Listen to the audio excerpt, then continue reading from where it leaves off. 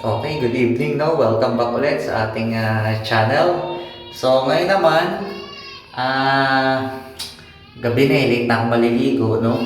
So, mas presko bago matulog. So, ang oras natin ngayon dito, 8:20 p.m.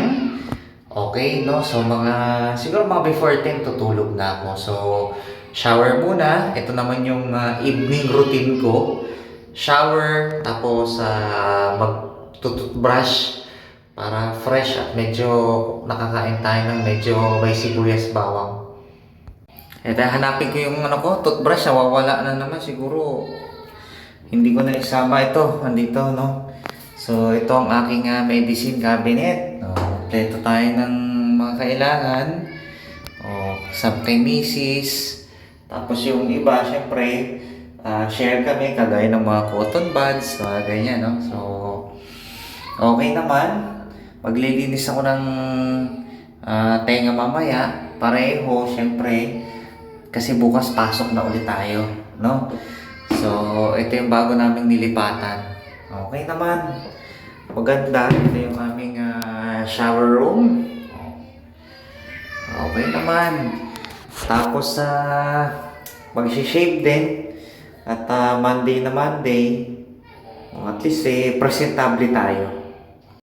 So, okay na, no? Nakaligo na tayo. Nalimutan ko mag-ahit. Bale, tomorrow na lang. Ano ba sabihin ko?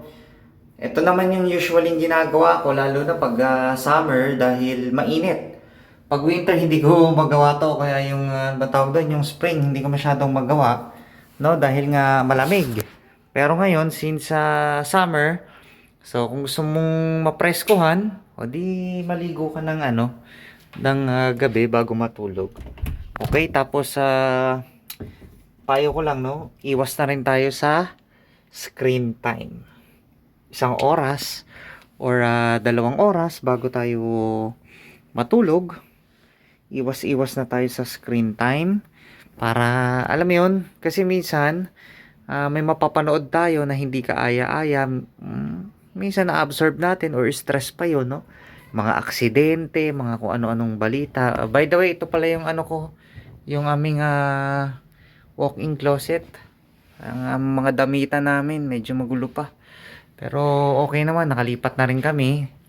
So medyo napagod lang ng konti, pero so far okay naman, no? So yun lang mapapayo ko, syempre, huwag kakalimutan ding magdasal, no, bago tayo matulog. Bago tayo humiga, make sure na check natin kung ano yung mga kailangan natin bukas. Yung laptop ko ba may charge? Yung cellphone ko ba may load ba ako?